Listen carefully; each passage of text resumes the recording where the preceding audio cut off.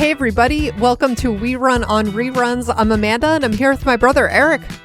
How's it going, everybody? We are here with episodes 5 and 6 of season 8 with friends today, as we are going to talk about the one with Rachel's date and the one with the Halloween party, which is kind of a fun one. I feel like they don't do a lot of Halloween stuff, and this one always stands out to me. But we're here with these two episodes as we are now moving into the, Ross and Rachel are having a baby segment of our series. That's right. Yeah, the thunder has been shifted over to Rachel again. So, these are really fun episodes. I really enjoyed rewatching. And from our last podcast now into this one, I'm feeling like season 8, this is going to be a good season. I'm like, even though, as we've talked about countless times, rewatching Friends for the umpteenth time, but oftentimes not in order, it's like, I thinking about it this way, I'm just grouping it by season instead of like, hey, love this episode, love that episode. It's just sort of like, as any Friends fanatic understands, it's like, I don't always think of it as like, oh, I love this specific portion of this season, right? Yeah. So it's always fun when I get like a run of episodes back to back that I'm like, oh yeah, these are awesome. I will say that I have historically watched them over and over again in order. Okay. So for me, it was a little surprising, and maybe I will say I don't always like lock in what season number was which one. Right. So while I was saying I always thought season 7 was the one, I was kind of like ballparking a number area, and I feel like maybe I really meant season 8, because here's what's happening. Yep. Season 7 was all about Monica and Chandler's wedding prep, but it was not the exciting moment in the Monica and Chandler relationship. That was earlier. That was season 5. That was them like keeping it a secret from everybody. Now we are going to be clearly into Ross and Rachel are connected again. And are they or aren't they? Will they be together? Will they not be together? How is this all going to work itself out? And this is peak Friends. I think when you have Ross and Rachel together and the questioning of should they be together or not, even if they're just friends, but they're interacting with each other more, that's when the rest of Friends kind of falls into place, or at least it feels like it does. Yeah. Yeah, no, I like that. I love, so far from what we have discussed on this podcast, I feel like my initial thought of loving season 5 specifically has kind of held up. I know that I had a lot of higher ratings in that season. I'm excited to see, like, when all is said and done, what will be my highest rated season, and maybe I'll surprise myself. I don't know. But I love those like earlier episodes too, with like a lot of tension. You have no idea where things are going to be going, we didn't at one point. And I'm not going to lie. I am really looking forward to them bringing Mike into the fray. I love Mike. Love Mike as an addition. So when he gets brought in, I wonder how that will change my thoughts on some of these things as well, because he's great. I love Mike. I also really like the episodes with Charlie and Ross. Yes. So they're really funny together. Greg Kinnear comes in for a couple episodes. Really funny moments to look forward to. The final seasons are really funny. So it's definitely not one of those shows that just kind of like fizzled out toward the end. Not at all. Listen, we have talked about Stranger Things on our other podcasts that we've done, or this podcast really, but just on the other episodes. And we've now gone through the final season of that, and what we're going to be talking about as that rolls out is all the different things that happened at the end of at the end of the series, and it's very controversial how people feel about Stranger Things at the end of the series. We've talked a lot about How I Met Your Mother and how that series ended, and how people really adamantly disliked how I Met Your Mother ended. And Friends does not feel like it's one of those shows. Friends feels like it wrapped up and everybody was like, yeah, that was the way it should be. Yeah, I think more than anything, it was like, we didn't want it to end yet. You know what I mean? Like, it was sort of like, we're not ready. But it wasn't that. I don't ever hear really a ton of criticism about the way it ended. I mean, I'm sure everyone has an opinion. There's still feedback on, I would have done this differently. I would have preferred that. But it's never like this outrage as you know, as I feel personally with How I Met Your Mother about. I just really not a fan of how that rolled out, especially because the show, it was such a funny show. So I think like for it to just, that's neither here nor there for the specific podcast. For the record, I know that when we do that show, I am alone on an island fighting for the last season that wasn't so bad. But I will be alone, standing on a pedestal all by myself. And that is okay. Someone's got to. Someone's got to do it, and it's going to be me. But in this one, let's recap where we left off here. Yeah, so last week we had Ross reacting to Rachel's pregnancy news. We also had Monica and Chandler leaving for their honeymoon, then only to return to talk about their new friends, Greg and Jenny. We also saw Phoebe and Joey breaking into Monica and Chandler's apartment, and Rachel swearing that it was Ross who came onto her when she got pregnant, but a videotape told a very different story. Oh, yeah, it did. Yeah, it did. As you pointed out, Eric, that is the second time that Ross has tried to, take the high road. He's tried to hold up. Yeah, exactly. He tried to take the high road with the video tape, the first being from the prom. But now we have another one where he was really trying to protect Rachel. She doubted him. And here we have Ross coming through again. But this one, Ross is like, you know what, though? Yeah, let's show it. Let's show that videotape.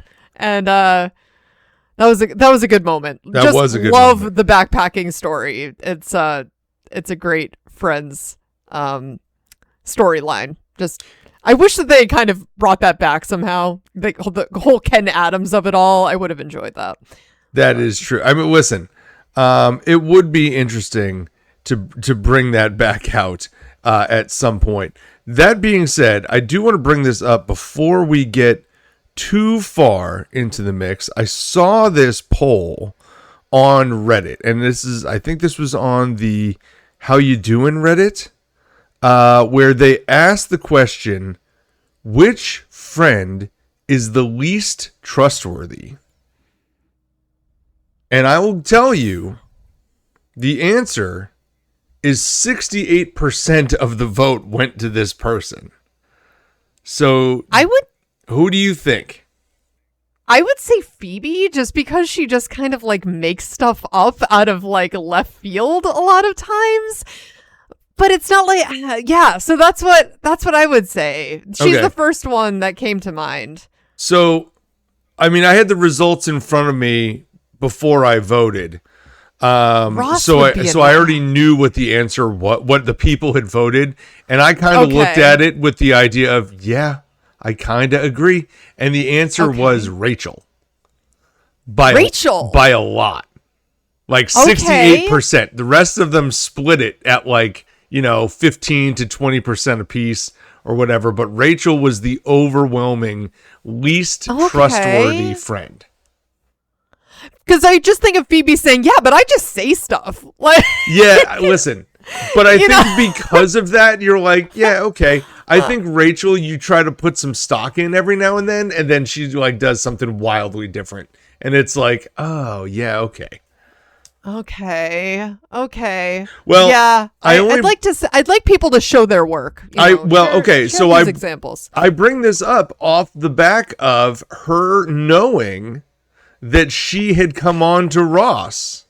Okay, that is true. Yeah, and right. then forcing the issue, saying, no, let's roll the tape. And then it's like, but how did you guys all know about that story? Like, she thought she was pulling one over on everybody. So, yeah, that's a really good point. That was not that was not cool. Like, to just not even come clean about, oh yeah, by the way, there was some like story and I was totally hitting on you. And that's why I feel like she's also the one who tried to tell Phoebe that her entire apartment was furnished from a flea market that wasn't a flea market. It was actually a Pottery Barn. Yes. So listen. And then the back and forth, even when the apartment burned down, that she didn't want to come clean about her straightening iron. There you go. I'm not defending the judgment of Rachel, but for the people who cannot show their work, I am attempting to show some work for the Rachel vote. No, I mean it's a solid argument. I feel like you could probably make a case. If we had kind of started on this stream of thought at the very beginning of our rewatches and like kept tallies of like, who is the least trustworthy? That's interesting to think about. It is. I feel like that'll be something that we revisit when Friends comes to a close and we talk about some of these different events that have transpired throughout. Like, who would be like the actual best friends and stuff like that, which I still stand on Joey at this point as being the best friend. But Rachel may be the worst friend. I was just gonna say though that Joey, he does some stuff where it's like, Joey, it's more like around his own life, like his own career. And it's like, why would you make that choice? But trustworthiness, there's really only a couple examples where it's like, he just kind of like, I'm just thinking most recently, where he and Ross are both dating the same girl and he just kind of shows up and like that whole thing. But that's less about trust and more about him just being like a goober. Like, I don't know. I would certainly put that into, that does not break trust as far as it does show his competitive spirit, if you would, if I was going to put a positive spin on it. I mean, he did put a lot of Ross's dirty laundry out there, but he sure did. But so did Ross. Ross and Joey are pretty even in that one. Yeah. So as far as just being able to take his word at face value, though, I agree. I think Joey's the man there. Like, I think, and honestly, like despite what I said about Phoebe earlier, I think in a serious moment, like she can be counted on to just come clean. She's floopy. Yeah, she is. Yes. Okay. No, that's cool though. That's interesting. Yeah. I just try to bring those things up. Listen, the How You Doing Reddit, like, I am not a big poster there, but I am a consistent lurker in the background of what's going on, and I participate in the polls and stuff. It's definitely great. If you're a Friends fan and you like Reddit, check it out. That being said, let's jump into episode 5 of season 8, which is the one with Rachel's date. And in this one, we have kind of 3 stories. We have the Joey introducing Rachel to Cash, a co-star of the soap opera, not a Days of Our Lives actual person to my knowledge. And Ross having a big issue with the fact that Rachel is now going on a date with his baby. We also have Phoebe and Monica, who are dealing with Monica's sous chef, Tim, who Phoebe is now starting to date. And Phoebe ultimately decides she wants to break up with him, while Monica also wants to fire him. And really, I feel like we're going to start here with the story that lifts right out, right? It is the Chandler at work story, where Chandler has been referred to as Toby by a coworker named Bob, who I believe is Chris Parnell. Yes. And I remember Chris Parnell from Saturday Night Live. That's how I think of him. But absolutely, yeah. But Chris Parnell guest stars to play Bob, and Bob is referring to Chandler as Toby, and then realizes that Bob is kind of rejected for a promotion because of Chandler, but he doesn't know that Chandler is who he is because he keeps calling him Toby this whole time. Yeah. It's a very interesting story. Listen, it lifts right out, as I said, but what do you make of this story? Let's start here with Chandler and Toby and Bob. I strongly disagree with this. I actually think the storyline is hilarious, and I feel like we have not seen a really ridiculous Chandler episode for some time. And I love this. So I really like this storyline, especially we find out, hey, Chandler's middle name is revealed in this episode too. That is also true. And hold on, I do need to let me clarify. When I say it lifts right out, it does not connect to any other long storyline point. It is Chandler on an island all by himself, even though we do see Ross for a very brief moment show up at Chandler's office. But outside of that, it's the third story in this mix as far as I'm concerned. And of third storylines, it's not bad. I agree with you. It has some really funny moments, and especially if you are someone who's worked in an office, understanding how Chandler could be called Toby and just stick with it for 5 years. I get it. I mean, my office time was about 7 years before I switched careers, and I get it. I get that. But I know other people have done office work a lot longer than I have, and that adds up real quick. Oh my gosh. And the idea that it's I was going to say something and then I just never did. And then you just kept calling me Toby. And, before you know it, 5 years have gone by. It's just so funny and ridiculous to think about. I love that Chris Parnell is the guy who's calling him Toby because he just makes me think of all those SNL episodes where he was often opposite Will Ferrell, which were my favorite SNL days. Yeah. So just loved it. Just looking at that man makes me laugh. He doesn't even have to be doing much of anything. He is just always so earnest, but he's always doing the most ridiculous things. I was going to say, I feel like Chris Parnell always is the straight guy, right? He tries to be, but he's also doing insane things. The crazy seems to always happen around Chris Parnell, in my remembrances of him. Yeah. That being said, he absolutely gets involved in it. And in this episode, especially at the end, he is a thunderstorm of crazy tearing apart Chandler's office. Oh my God. Oh my gosh. Yeah. So funny. And also, Eric, I had to look him up because I'm who this guy? I know he's been in a few things and it was driving me a little bit crazy. Mr. Franklin, the guy who's, I don't know if, I think he's more hold on. Bob's boss. Oh yeah. Go ahead. I got one. This is, the boss, right? He was. Well, that's what he's not. He's not Chandler's boss. I think he's the other guy's boss. No, he's Chandler's boss. Oh, Chandler doesn't work for the main guy, the guy who always used to slap him on the ass anymore? Is that over? No, I feel like that's changed at this point because Chandler says to him, he's like, well, but this is 11. It's twice as hard up here.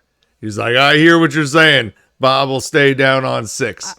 And it seemed as though Bob was applying to that guy who I believe, now I don't know this for a fact, but I believe I know him from Unhappily Ever After.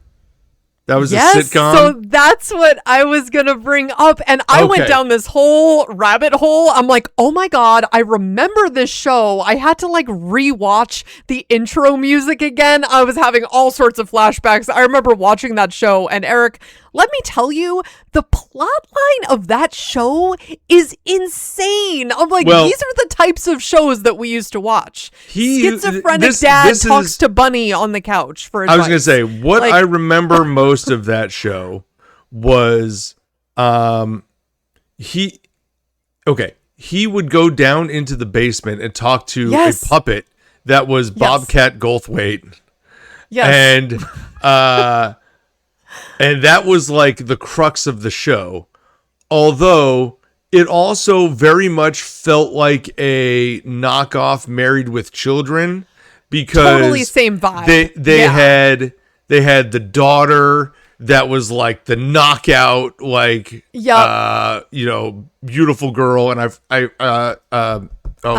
redhead. Nikki I don't something. know.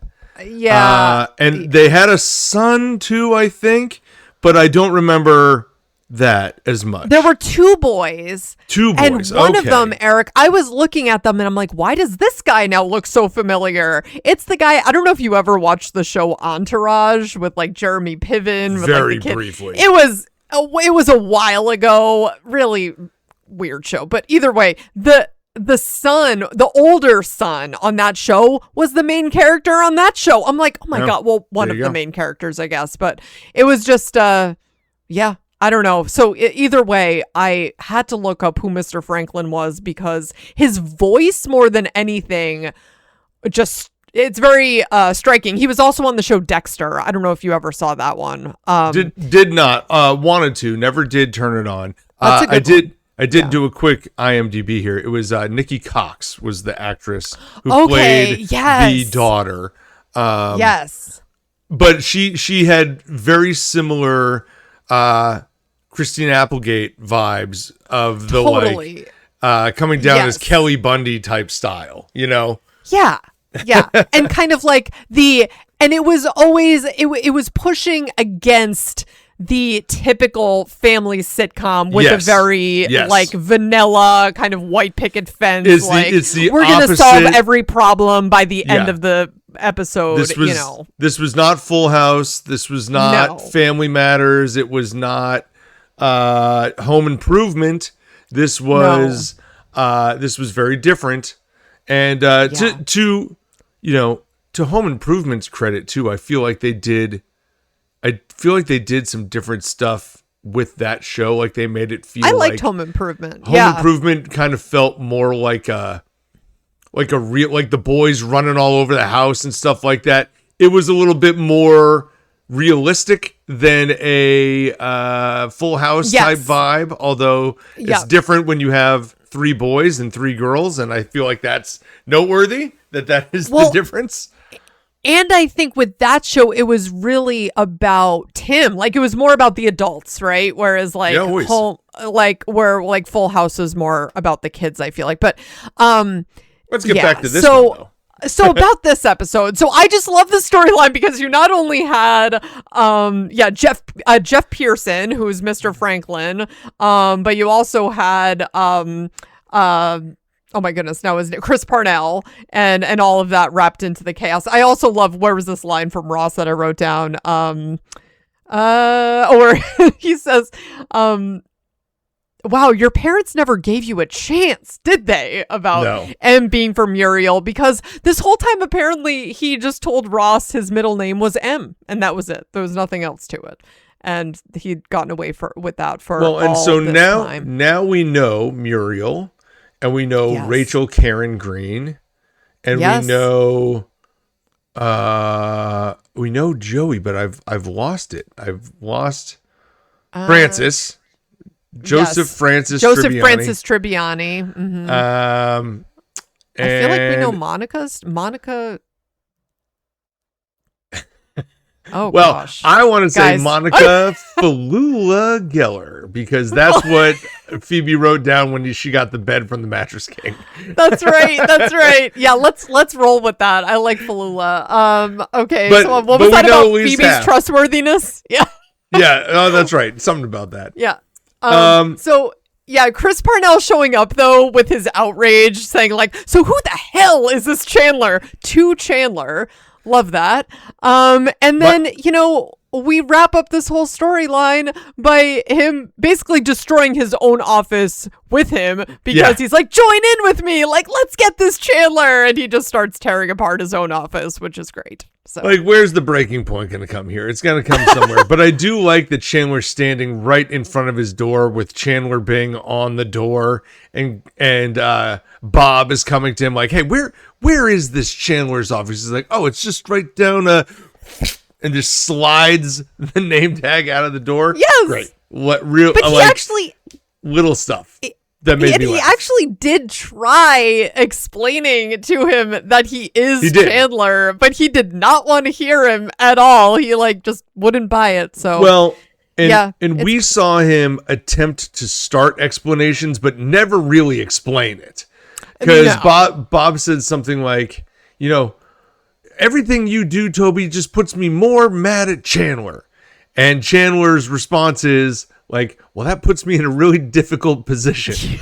And then it like cuts to the next scene. So like we never really see the follow up on that. Like if Bob pushed him for one more question, Chandler might have come clean right in that moment, but never did. Yeah. Well, and now, you know, on the theme of trustworthiness, like thinking about Chandler. Chandler's questionable. In general, it's like, I feel like when it comes down to it, similar to Phoebe, that he will typically come through. But yes, Chandler has an extremely avoidant personality, I would say. So like if there's a lot of conflict, he might just skirt around that and kind of just take the easy road instead of really coming face to face with it. Unless it's like with Monica. I feel as he said when they were trying to figure out who to name one of Phoebe's babies, he's like, well, listen, you know, Chandler will be there for you. I mean, he may be a little late, but he'll be there for you. Yes. Yeah. Yeah. Hey, I like that. So. Well, let's also now talk about this situation with Tim, the sous chef, as he is now apparently failing at his job with Monica at the, you know, whatever restaurant she's at now. I forget the name of the place at this point. Because we haven't seen these people at work in a minute. And all of a sudden, Chandler's back at work. Monica's back at work. Everybody's at work because we had all this vacation time from this wedding. But Monica's back at the restaurant. Tim, the sous chef, is not really working out. But she still hooks him up with a date with Phoebe. Phoebe thinks he's amazing. They go out on a few dates. And then Phoebe's all of a sudden deciding, no, he's too needy. And so they both decide to break up with him at the exact same moment. Not on purpose, but that's how it kind of shook out. What do you think about this whole plot line? So I'm pretty sure this is still Alessandro's. I'm pretty sure. It might where be. she like made the sauce. Like the kitchen looks the same. So I'm assuming it looks similar. Yeah. It's still Alessandro's here, where she had like schooled the guy on how to make like, fresh in fact, I tomato can guarantee you it is. In fact, after thinking about future plot lines where she gets headhunted out. Yes. Like, yes, it is at Alessandro's. Exactly. Yeah. That's true. So, again, we have a recognizable, at least I had to look him up because I was thinking, I know this guy too. Yep. And Eric, I know you've seen Mad Men as well. The guy who plays Tim was this guy Ted on Mad Men, who was kind of like Don Draper's sort of not like I think initially they like would go head to head, but he then was like on the same team as him, and he was sort of the more straight-laced Don Draper, I would say. Either way, he was in that world in Mad Men and totally different character, so you almost didn't recognize the guy because he played such a different part. And I found him like genuinely funny in this episode. I thought he did a great job of just playing this like very sweet, but as we find out from Phoebe, overly desperate guy. And honestly, with this storyline, I love how this all plays out where, they're racing around trying to, end things with him in their own way and beat each other to the punch. And then when Monica hears his story about like, oh, I just want to try really hard and all I've wanted to do is impress you. This job is really important. And Monica totally takes him back and has him work for her even, just as like, okay, well, let's, there is a big learning curve to this job.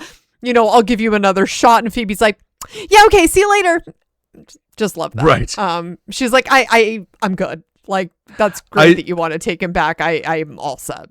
I thought that was really good of Phoebe to be like, oh, like if all of a sudden she takes him back to him, like, what are you doing? Like, this isn't going to work out. and all of a sudden you're just taking this guy back. I know. So I really liked the idea. I don't think listen, we're talking about a sitcom here. It wasn't very realistic to have Phoebe on the couch at the coffee shop with Tim and then have Tim get 911 and she doesn't like force him to stay and break up with him on the fly, like when he's getting called away, or the fact that she sits back down on the couch and still is able to chase him down and like enter the restaurant at the exact same time. Like it's a little playing with time here, but yeah, it brings us to the moment, which is the most important moment, which is, you know, the two girls having to end their relationship with him at the same time, which I do find funny, and I'm glad it went the way it did, where Monica is the one to be like, okay, well, you know, maybe there's a learning curve and I can teach you some things. We can go from there. And to be honest, he also was probably more flattering to Monica's ego than to Phoebe's, saying, listen, you're the most talented chef I've ever worked with. And I think that helped Monica say, okay, maybe we can give it another try. Yeah. But and if it doesn't work out, it's no hard feelings. Phoebe, you know this isn't going anywhere. So it's like, no. And Tim, I just want to say, good luck here. I'm like, way to go, Phoebe. And Monica looks upset, like, I thought you were going to hang with him too. Why? Totally. Why would she do that?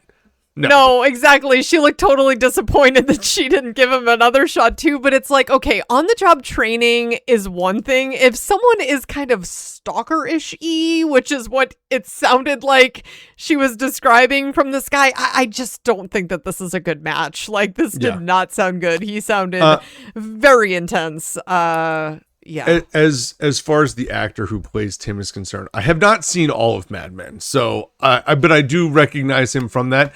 Always, though, I've seen this actor in a number of different, like, one episode show up like he just did. He shows up at Friends for one episode, now he's out. Like, he just kind of does some role-playing bit part stuff. I always confuse him with the actor we already had on Friends who played the nurse, who was in Saved by the Bell, who played... Oh gosh, now I forgot the Saved by the Bell character's name. The nurse. Yeah, the nurse in Phoebe's like the one that Chandler was talking to, and he was really in the military, and he's like, yes, that one. Doesn't sound so girly now, does it? Yeah, well, who was that though? Thanks for doing that for us. He was Kelly Kapowski's love interest in Saved by the Bell. And I am dropping the ball on what that character's name is. But we looked it up then, and I know I was right. That's who that guy is. But these two guys look similarly enough that I confuse them when I see them individually. Yeah, that's all I'm totally saying. Blanking on that. I cannot even, like, his face is like, totally clouded to me. I'm not can picture the line, obviously, but not picturing who that was. But Professor Lashkey is the guy's name. I didn't even have to type it into IMDb. I got it. Professor Lashkey is the guy who was on Saved by the Bell the college years. And that's the guy. I'm proud of myself for remembering that. I know, by the way, that my wife is listening to this podcast right now, and she's probably been yelling at me for at least 5 minutes. So I'm glad that I was able to come up with that. And sorry I couldn't come up with it faster. This is Patrick Fabian. Oh, I know this guy from Better Call Saul. That's what I really know him from, is he plays the lawyer on that show. These two guys, though, I end up intertangling, and they're not that similar. But when you see them one-on-one, to me, it gets all confused in my head.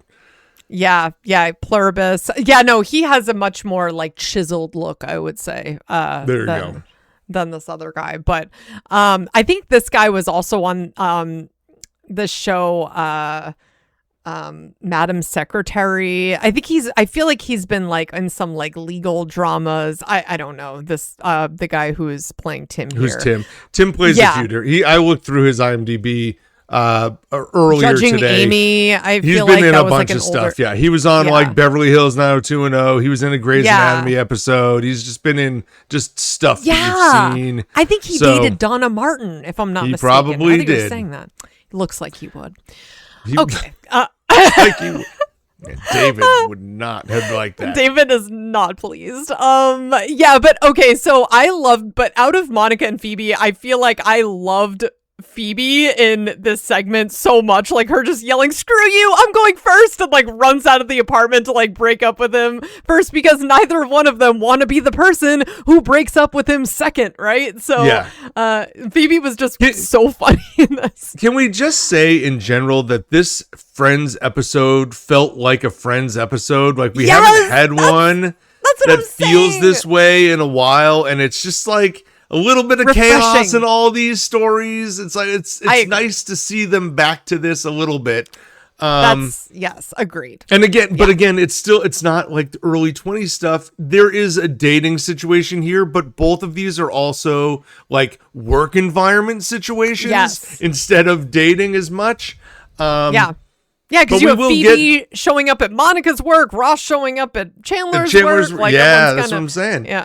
And this last segment, though, which is really the core story to this plot, to this episode's plot, I should say, does involve a little bit more dating, but also, kind of sinks into a little bit more adult situations, as Rachel has now decided she's going to, or hasn't decided, but she is Wants to. aware that Cash from Joey's work is interested in going on a date with her. So she's going to go out with this actor friend through Joey, setting the two of them up. Ross finds this out before she leaves for the date and is obviously very upset with the fact that she's going on a date with his baby.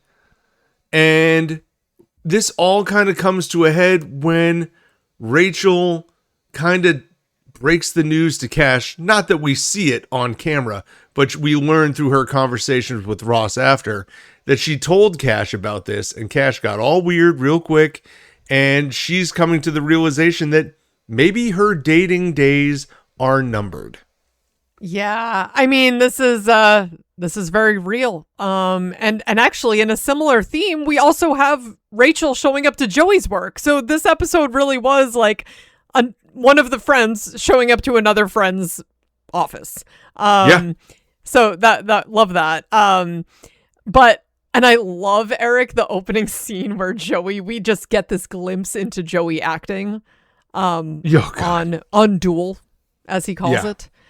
And love this moment between him and Cash where it's like, oh, what's the lie? He's like, wait, so they're talking about how Drake's body is rejecting Jessica's brain. So they need to go in and exhume Jessica's body to take more brain matter and fix the transplant. It's so insane. But now Jessica's body is gone.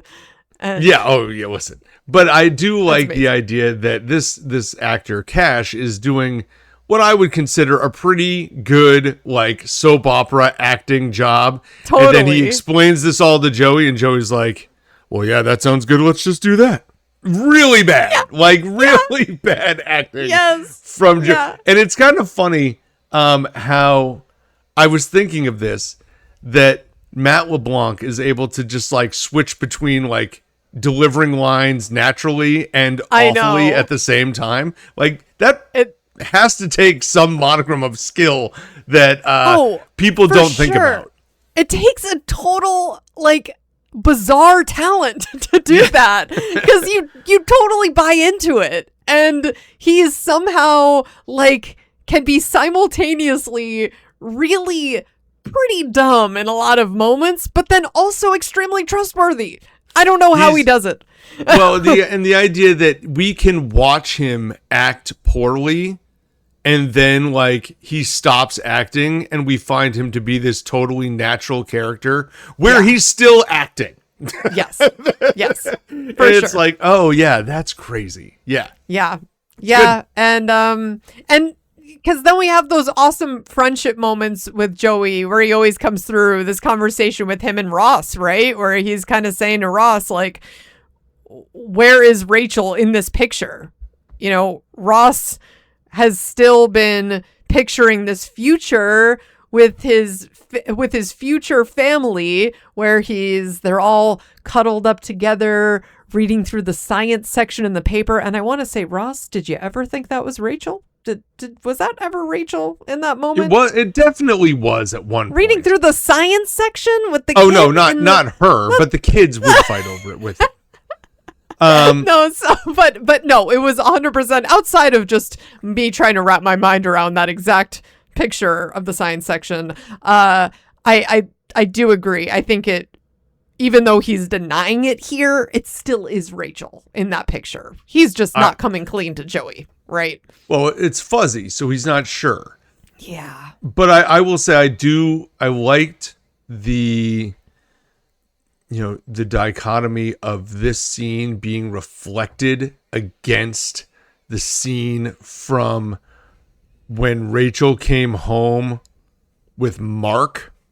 And Chandler was like ripping Ross back away from the door. Very similar. Like, this is a similar scene. Ross wants to just hang out and not go anywhere and wait for Rachel to come home from her date.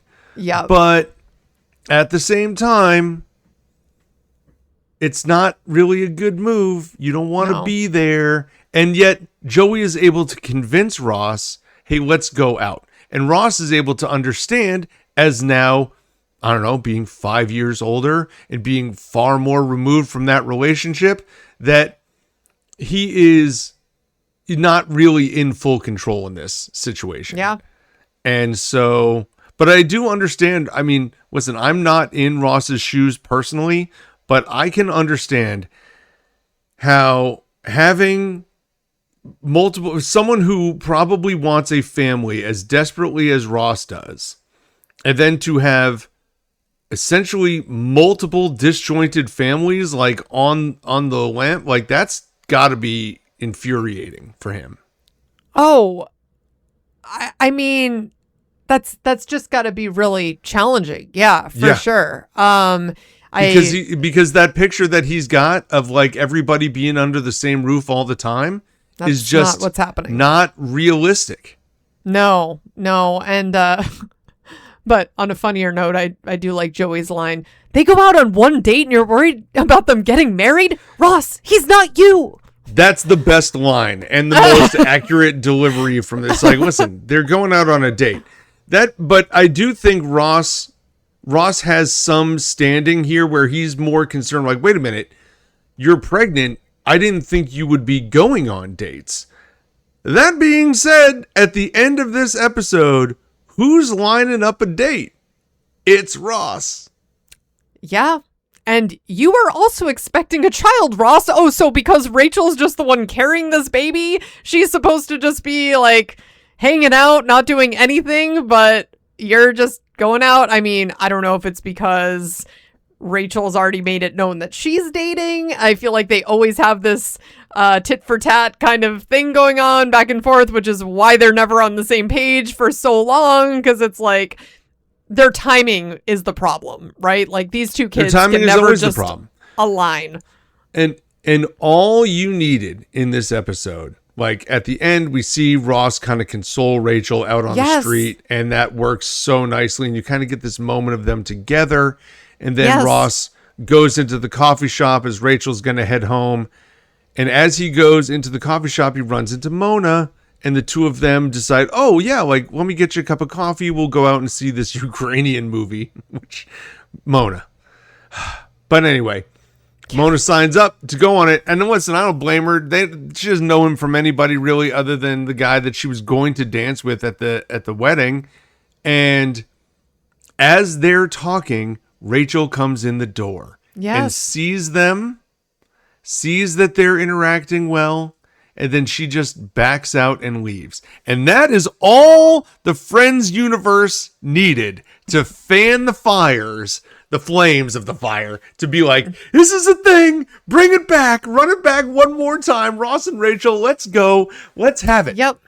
Yeah, because you had that moment where, Ross is consoling Rachel out on the stoop after her date because it didn't work out. And it's like, Ross, if he was just able to just assert himself, like figure out what he wants and just assert himself, Rachel would be his. You know what I mean? Like, he just cannot get out of his own way. Like, I don't know that in this bananas. moment he does know what he wants. No, he doesn't, and I don't think he often does. I feel but Rachel has the same issue for what it's worth. Like, she also just never knows what she wants. So it's here we are, Ross and Rachel, Rachel and Ross.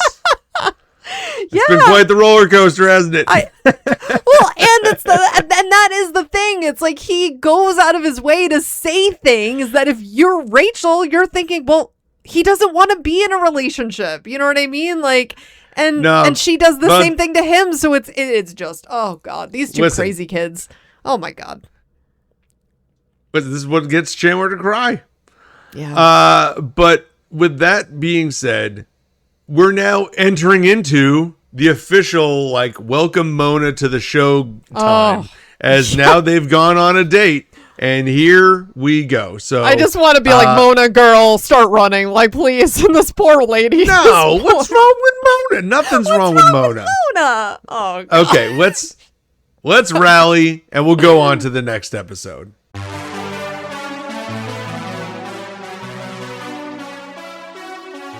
So now we're going to jump into Season 8, Episode 6, the one with the Halloween party, and genuinely... I mean, listen, this is a Halloween party. There's a lot of chaos going down and around it. The only storyline I think is worth breaking out truly is welcoming back Ursula to the fray. Oh, this is the last time. And having this conversation with Phoebe and Ursula, and Sean Penn. That's right. Yes. And Sean Penn shows up as the teacher, Eric. Hey, seems like a good guy as far as I'm concerned. Poor Eric. Oh, gosh, this poor guy. My God, Ursula's the worst. I know you are such a big Ursula fan, Eric. So I really am not. I think this is her finale. I'm pretty sure this is the final time. I remember at one point I looked up all the episodes with Ursula, and I think this is the last one. Yeah, it is.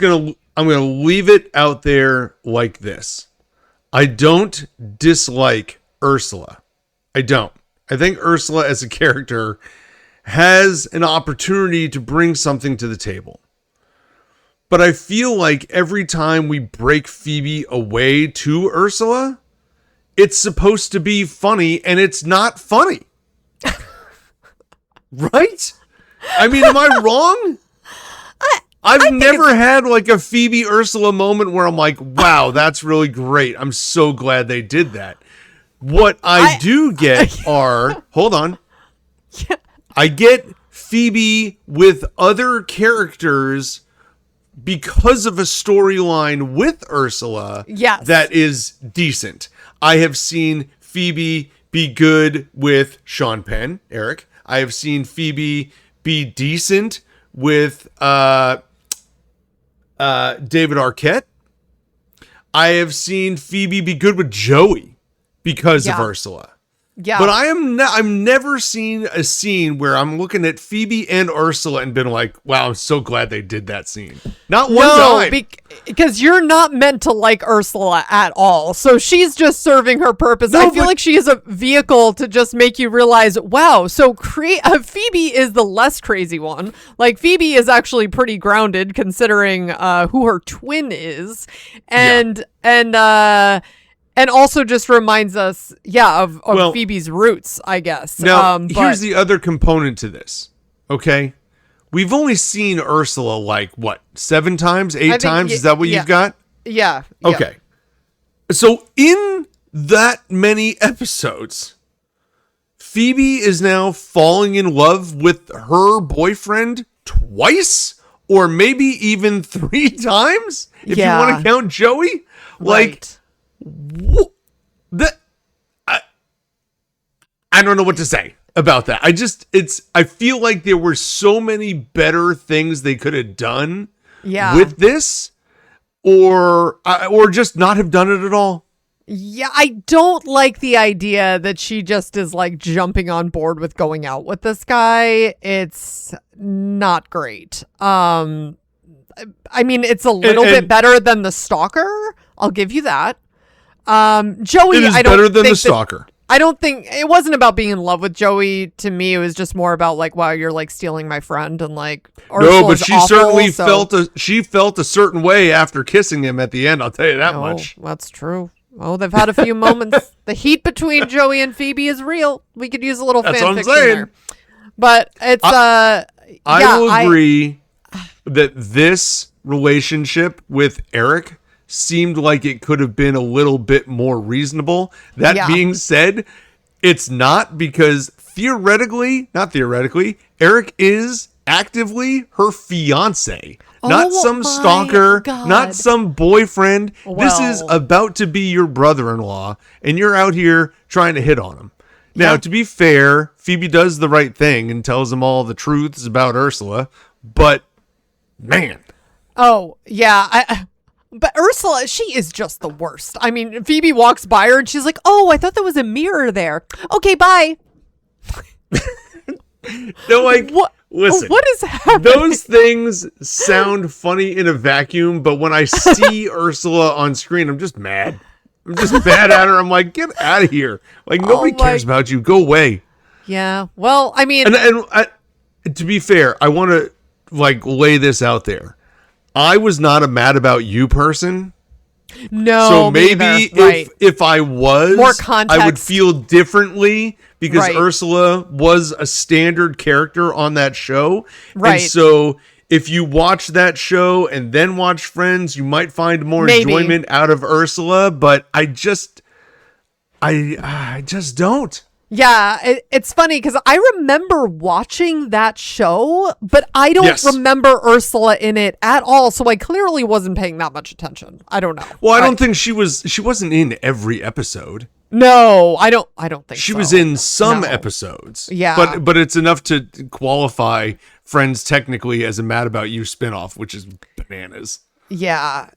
But yeah, so the level that Ursula has lied to this poor guy, Eric, is just unbelievable. About Eric the teacher deserves better. Eric the teacher, yes, she said that she was a teacher, that she worked for the Peace Corps, that she goes to church, that she's 25. I mean, it's unbelievable how many people she has helped stop smoking. Oh, the smoking, yes.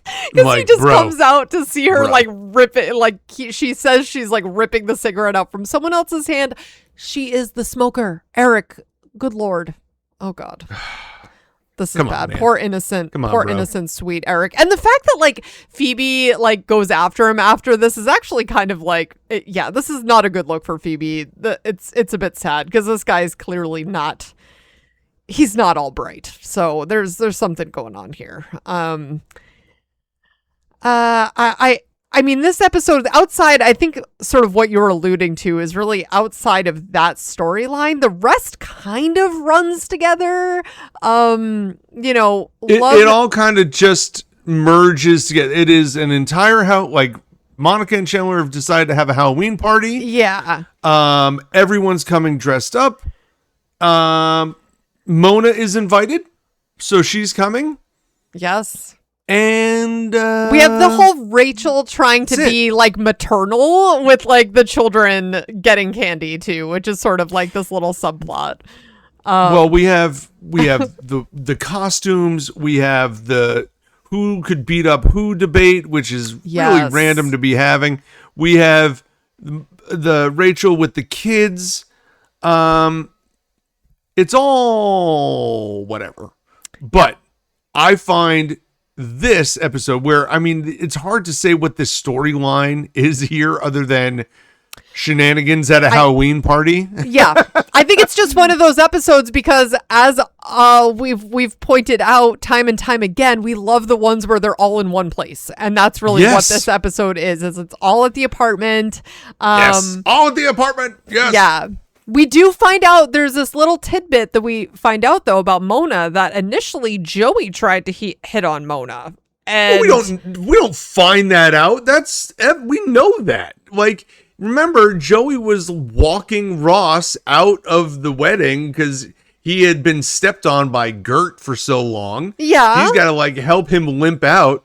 And then Mona says something to Joey like, wow, that's so sweet of you to help him out. He's like, I know. I'm like the only good guy here. I'm trying to hold it down for all of us. And you're like, you're Joey, right? And Ross is like, no. I totally forgot about that. Yeah, we have a moment there with Joey and Mona, but apparently Mona leaves the wedding with nobody. Yeah. And this is now like the first interaction is at that coffee shop in the previous episode, and now we're here, episode 6, Mona coming to the party with Ross, which is why when Ross and Chandler decide they're going to have feats of strength contest. Oh gosh. Like Ross is pleading with Chandler to just let him win. Yeah, we have Duty versus the giant pink bunny. So, that's where we're at there. I am not Duty. Okay, I am Duty. Listen, I like Spudnik. I think Spudnik is funny. And Mona got it. Like Mona got it, and that's why Chandler's like, marry her. Yes. Do not say that to Ross, Chandler. Do not say that to Ross. Like he might marry her tonight. Oh like my who knows? God. Well, but we have Monica as Catwoman, Phoebe as Supergirl, Rachel as the girl who wears a dress she won't be able to fit into soon. Chandler as the giant pink bunny because Monica couldn't find the Velveteen Rabbit costume, and she's like, it was either pink bunny or no bunny at all. It's always no bunny at all. Always no bunny at all. And Joey as Chandler, which I love. And he's just basically wearing a sweater vest. Okay. Couple things here. All right, let me ask you this. Is Joey as Chandler your favorite costume? Actually, no, I like Phoebe as Supergirl. She's my favorite. I just appreciate that. Yeah. I will stand on Ross's Spudnik, like a play on words. I like that. That would be where I would want to go with a costume. Although Chandler's pink bunny is probably the most memorable, I would say. So I don't know. I'm on the fence between Chandler and Phoebe. But maybe you're right. Maybe Spudnik is very memorable for others. So I think as far as what's most memorable, yeah, it's either Spudnik or the pink bunny. Yeah. Like those are the options, but I think which one's your favorite is different. Like you could pick whichever one you like. Okay, fair. I will say this. First, I'm not well versed in this area. Maybe you are. How is your like superhero depth of knowledge? It's gotten better, but I'm nowhere near an expert. Why? What do you think? So, to my knowledge, Superman, right? Yep.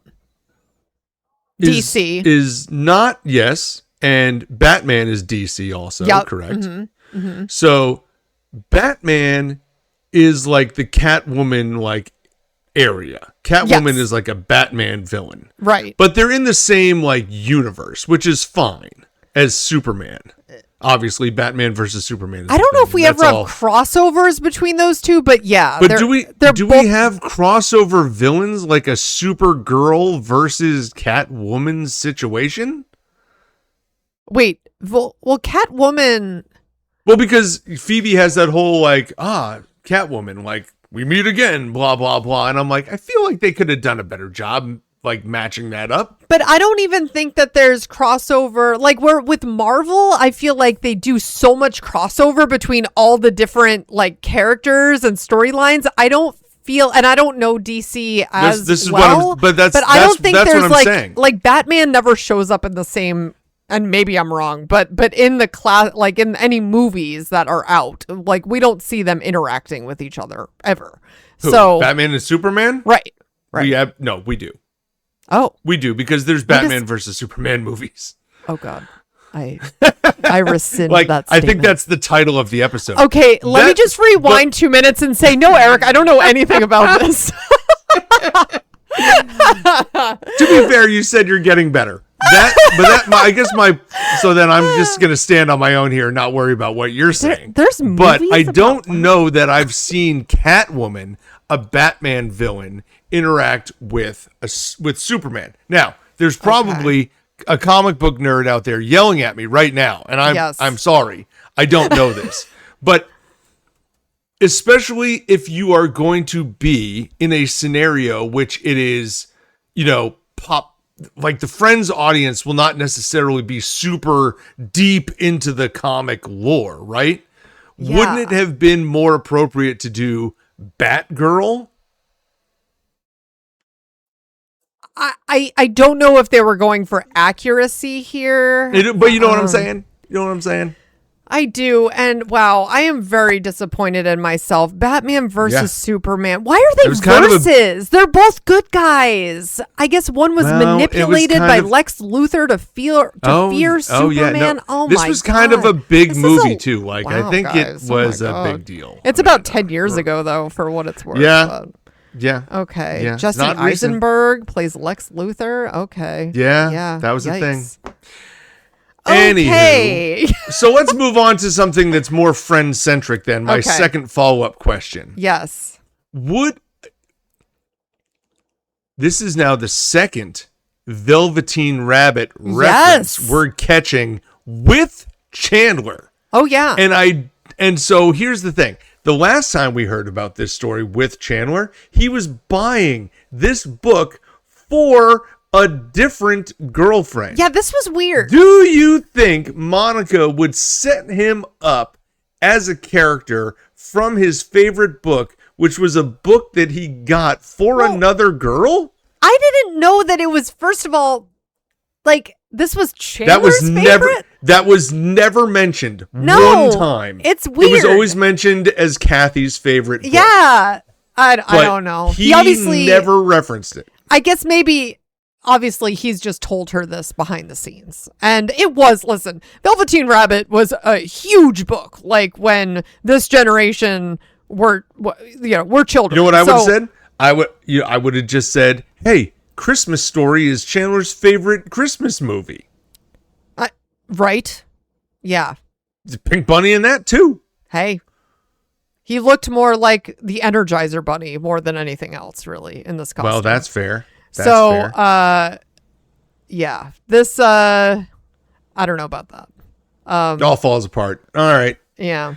Well, listen, the costumes are what they are, but we get into this arm wrestling match at which Chandler does allow Ross to win because Ross is basically saying something along the lines of, listen, like, I got to win this. Like, Chandler's already married. Monica's not going anywhere. It's no loss if he loses. And if Ross wins, then he might be able to impress Mona. This is all fair. This is all right. And then all of a sudden he's like, look, she's talking to Joey. Yes. Which is like, I'm about to lose this all the way around. And so Chandler finally was like, oh, okay, and lets him win. But then later on, Chandler tries to get Ross to admit to Monica that he let him win, and he doesn't deliver. Nope. And I was like, is Mona right there? Like, is she around? And she wasn't. I know. So you could have, like, man, Ross is bad on you, man. Yeah. Ross, not a trustworthy friend. No, right? That's why I'm like, Ross was on my short list too. Yeah, I love Ross's line. At least you have a wife. I keep getting divorces and knocking people up, and now I'm duty. That is the best line in this episode. It's like Ross, you're acknowledging getting this. Divorces and knocking people up. Now I'm dressed as Duty. He's like, no, you're Sputnik. He's like, let's face it, I'm Duty. I'm Duty. And it's like, yeah, you know what, Ross? You're not wrong. You do keep doing those things, like, repeatedly. So you need to calm down. Ross. This is, I just keep thinking of Judy in this moment. Divorced again. It's true. Thoughts about Rachel handing out candy? And just writing checks then to these kids. Writing checks to cash? Rachel. Going around as kids' girlfriends? Yeah. It's, right. And then the one girl tells her she loves her. She gives her all the candy. I'm like, Rachel, I don't know if this is hormones or what's happening here, but this is a lot. Follow up. This is the first time I thought about it. As I was watching this episode in preparation for our podcast today, I'm watching it. The girl comes up as the ballerina. Yes. Right? Yeah. She gives her all the candy. She does the twirl. She says, "Oh, I love you." Gives her the hug. Then the next girl comes up. Is it the same actress? It didn't look like the same actress to me. Are you sure? Because she looked pretty darn similar. The one, what was the second girl dressed? The little blonde girl. She was dressed as something else. I don't know. Looked the same. So I do not think so. That was. I've never thought of it before until this rewatch. I'm like, is that the same girl? Like, why would they do that? I don't think it was the same kid. That would be ridiculous if they had done That's that. what I'm saying. Oh my gosh. And you went back to back? No. I'm trying to see here. Yeah. Cowgirl. This girl. Oh no. Okay. They're credited as different people. Yeah. I'm telling you though. Because the second one was like, who do I make the check out to? And her character's name is Leilani Maylana Moskovich or something like that. How about cash? Yeah. And the other girl was the ballerina. Now, I don't get great looks at these people. I need to see them on Friends. I'm telling you. Yeah. I thought for a second there was the same person. It's not. Okay. No. Just answering my own questions. But word spread fast about Rachel giving out cash. Apparently. This is before social media, like way before that. This is why you don't give out the whole bowl of candy to one kid just because she said she loves you, which Phoebe then is like, well, explains why you're pregnant. I love that line. From Phoebe was just coming out with the one-liners in these two episodes. So funny. That explains a lot. Yeah. I still will take Ross's line versus Phoebe's of like, I'm just divorcing people, knocking people up. I'll take that one over. Explains why you're pregnant. But those two are bang, bang, like it was great like one-liners. The timing of that was just perfect. Yeah, I also love Joey at the end of this episode where he first, because I'm like, oh, wow, we have another touching moment from Joey. He had one with Ross and he's saying to Rachel, he's like, it's not you. Halloween is the worst for kids. They're all jacked up on sugar, and he's like, well, and then there's Christmas with all the presents and, their birthdays and the summer, they're all nuts. And when they're hungry or sleepy, good luck with that. And then just walks away. I'm like, wow, Joey, You know what? You're not wrong. Joey's not, not wrong. Yeah, good luck, He's not Rachel. wrong. Yeah. He's not wrong. Oh, boy. Yeah. Yeah. Mm-hmm. You'd like Joey's to think words of wisdom. There's some downtime, but there's no downtime. Yeah. There's always chaos. Yeah. There's always something going on. Yeah. Oh, this was good. But yeah, I think then the episode does wrap up with that point of, as you already said, Ross not admitting to Monica that Chandler let him win. Oh, and then Monica and Chandler got in their own arm wrestling match, and Chandler also can't win. Oh, Chandler. I don't believe that he's that, like, come on. He could take down Monica. Oh, yeah. Right? Yeah. They do always make a point of saying Monica's freakishly strong, but I don't know. Monica is freakishly strong, right? But, like, look at Monica in the Catwoman outfit. That's what I'm saying. She weighs about 45 pounds. Yeah, she is, like, so tiny. Like, I'm just not buying this.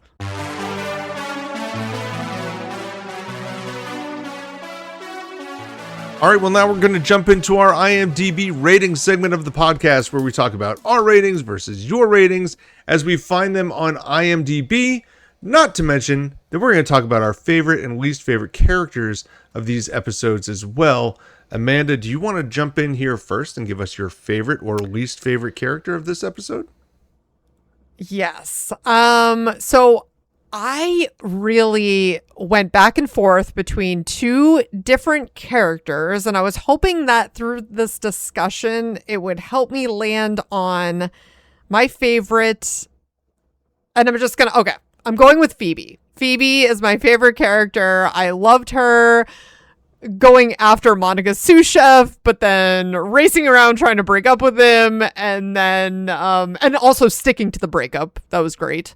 Loved her as Supergirl, and also just like breaking the truth about Ursula to Eric. That was great.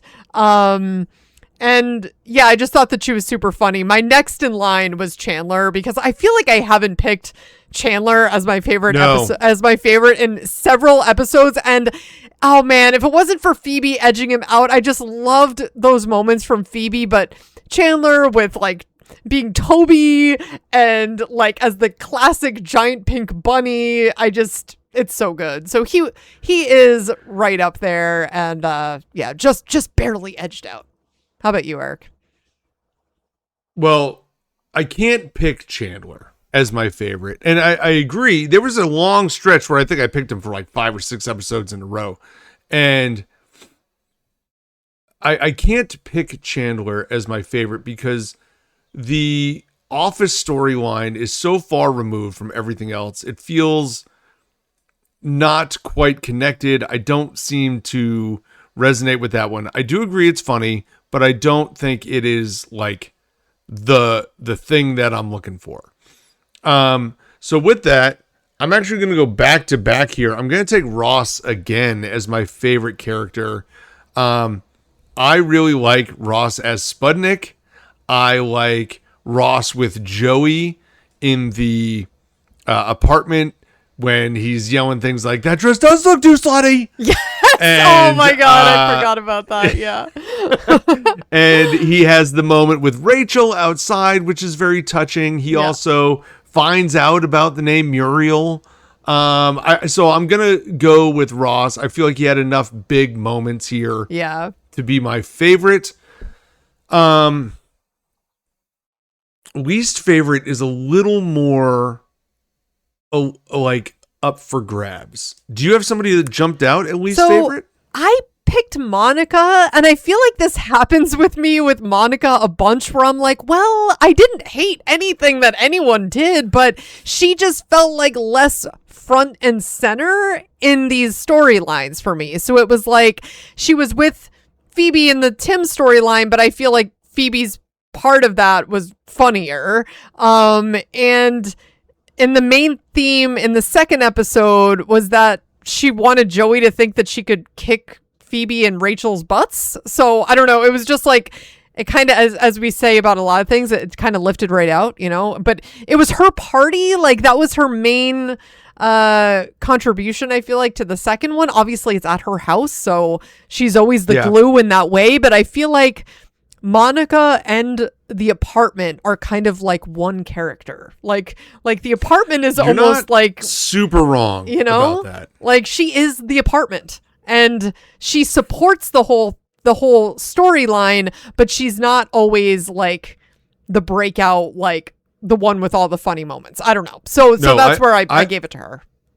I think I find myself picking Monica as favorite very little and least favorite more often. I agree. I'm down to Monica and Phoebe here as my least favorite. And it's because I do like enough of what Chandler did, so he kind of like rolls out of this group. So it comes down to like the Tim storyline. And as I picked Monica as my least favorite last week as well, I'm actually going to pivot, and I'm going to take Phoebe as my least favorite here. I think the Tim storyline, Monica's side is okay. I do agree Phoebe is better slightly just because of the way that it ends, but I will give Monica more credit at the party. I think her discussions with Joey about who could kick whose ass, like, I think that's good. I think it's very Monica. I think it's very Monica. I think I think Monica does a good job in the subtle moments, talking to Rachel about the kids. Right? Like, she's over there talking to Rachel That's about, true. Yes. like, okay, you want to hand out the candy. And then, like, her reactions to Rachel handing out candy are funny. I think going over and having Chandler try to prove that Ross gave it up, like one on purpose, like one on, because Chandler gave it up. Yes. I think those moments are better. I do think Phoebe had that great one-liner. But yeah, I'm going to give it to Monica here on a slight edge, which means Phoebe will technically be my least favorite character for this episode. It's close, but genuinely, when I'm down like that, it's because I do like what all of them brought to the table this time. Yeah. Technically, you know what? I should put Ursula, really. Honestly, get out of here. You know what? I have to. I changed my mind. Oh, you're picking Ursula? I can't pick. Good. Yeah. Do it. You know what? I've already gone on enough of a rampage about how she's just not a worthy character in general. So, after all that discussion, Ursula, you're the worst. I have to say, I mean, Phoebe, another thing with her, I just love her confidence so much. Like, in the opening scene of the episode with the Sioux chef, like, she's just like flirting with this guy and going after it. I was like, man, okay, Phoebe, you just like, that's true. She's great. So I just appreciate that. To me, it was down to that last piece where it's like, I like to try to give it to one of the six, right? I don't want to go to a side character. But if you need to, you should. But like, when my worst character is the one that says like, hey, maybe that's why you're pregnant. Like, that's too good to be the worst character. That's what I'm saying. Oh my God. That explains a lot, Rachel. All right. Hey, listen, I'm working through it as we're doing it. This here, is happening right live. Now. Okay. Well, not really live, but it's live for us. It's live for us. Okay. All right. Yeah. We're not doing multiple takes. No, nope. Okay. So that being said, let's walk through ratings. Oh, I'm feeling pretty good about ratings here. Oh, me too. What do you have for I'm locked ratings? in. So okay. So am I. Yeah. The one with Rachel's date, I love both of these episodes. The one with Rachel's date, I did like slightly more, which I kind of surprised myself there because I went the other direction. I thought you might. And I thought I would have, but I just I think I liked the Toby storyline a little bit more. I loved like Phoebe and Monica going back and forth. As you said earlier, this just felt like that classic Friends episode that we haven't had in a little while. Yeah, I agree. Yeah. So I gave this one a 9.5.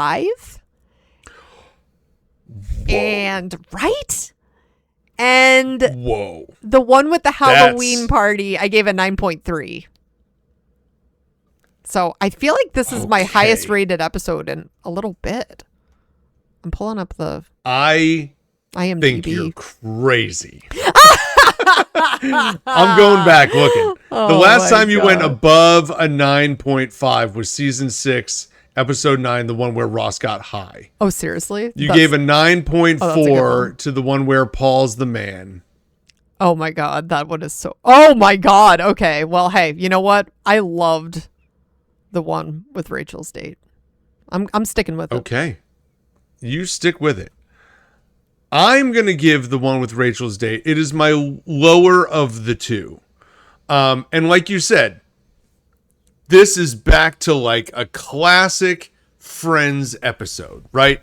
And so as such, I'm smacking it right in the middle where I typically give just a standard good Friends episode, which is an 8.5. I could give a little bit more because I really like the Ross and Rachel coming together like section. Yes. Like it's that will they, won't they, and then Rachel looking in the door at the end and Mona being there. But the Toby storyline is not that funny. great. It's funny, but it's it's not like, I will agree. It is one of the better. Well, no, I will say it is a decent third storyline in a Friends episode. We've had some third storylines that are terrible. Oh, absolutely. This is better than some, but it's not great. It's great. Okay. No. The Halloween party, I find a lot more nostalgia with. I'm looking at the episodes we just had. The one with the videotape, I gave a 9.1. The one where Rachel tells, where Ross finds out, I gave that a 9. I am not going to give the Halloween party a higher rating than that. So I'm going to give it an 8.8. So I'm going with an 8.5 for Rachel's date and an 8.8 for the Halloween party. You're going 9.5 for Rachel's date and 9.3 for the Halloween party. Yes. I should have probably looked up the ratings earlier, but here we go. Okay. My phone is acting quickly today. You're going to be sad.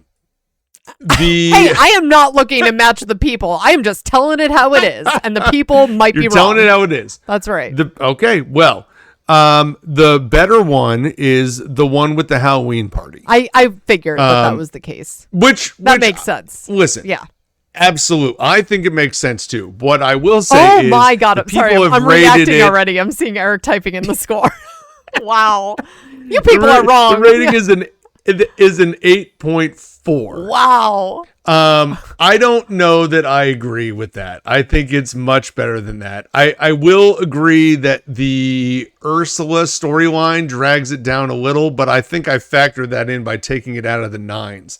There's too many moments from that I feel are high level Friends that it should be an upper 8 That's episode. Harsh. Although, hey, it is what it is. And how harsh is the next one going to be? Because now I'm like, the one with Rachel's date. So that was the better one. The one with Rachel's date, I gave an 8.5. You gave a 9.5. The Friends people have given it a 7.9. You know what? I'm disowning anyone who contributed to that rating. That is ridiculous. 7s? Come on, people. Chris Parnell. Jeff Pearson. I just found out his name was Jeff Pearson, but Jeff Pearson, people. I don't know. Come on. This is so funny. Listen, I'm just letting you have the floor. We gotta find Toby. Yell at the people on that. Yeah. I'm just here saying, I thought it was better than that. I had it as a very good, just classic Friends episode, which is a solid mid-8 to me. I gotta hear who's with me. Who is with me on this? 7.9 feels criminally low. That is criminal. But I also didn't give it a 9. That is only 3. This is only 3 ticks above Monona, okay? Manana? Wait, Monona? Manana. Sorry. Manana. As I said that, I'm like, for the longest time, 7.6. Yeah, like 7.6 was the lowest Friends episode for a long time. This is a 7.9. And I have said for a while now, for me to get into the 7s, somebody has to do something that's out of character. Like, people have to do something wrong. I don't think anybody did anything wrong in that episode. I feel like everybody was true to who their character was. I feel like each of them had good moments. It was funny. I also feel like we got very touching moments from Ross and Rachel, which kind of is setting that plot line in motion, which is great, especially coming after learning that Ross is the father. I don't know why it got a 7.9, but I do not agree with your 9.5 rating on it either. So listen, I'm actually closer to the people than I am to you, to be fair. I'm gonna be busy making a bunch of IMDb accounts and jumping in and swaying this number a little bit. This is just wrong. Help me out there. No, I really don't care that much. It's just funny. It's like I love that episode so much. I just thought every storyline is on point. Classic Friends, Super funny. Love that tension. Maybe it is the tension between Ross and Rachel. I just love having that little like teaser back in there. It's not about the wedding anymore. Like we're past that. It's like, okay, like let's move on. And just love it. I will give you credit for that. For sure. Like the idea that it's like, yes, we're finally back to some Ross and Rachel. Yeah. I think that is worthy of being in the 8s all by itself. And so the rest of it is what it is. But hey, the people have spoken. It's a 7.9.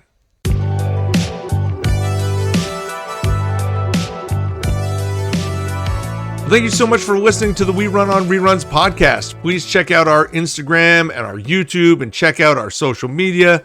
You can thumbs up, you can like, you can share, you can subscribe, you can follow us, repost, all the fun stuff you like to do on social media. We appreciate all the support that we are seeing there.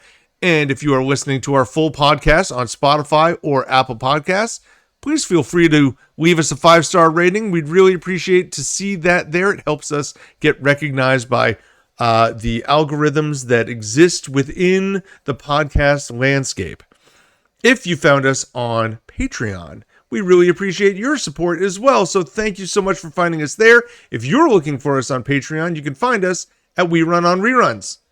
And with that, for Amanda, this is Eric. Enjoy watching Friends episodes 7 and 8. That is the one with the stain and the one with the stripper for next week. And if you are tuning into our Stranger Things podcasts, you can check out some post-series analysis as we talk about some burning questions. We do some tier listing and some other nonsense along with Stranger Things as we put that series to rest finally. Happy rerunning, everybody. See ya, pals. Bye, guys.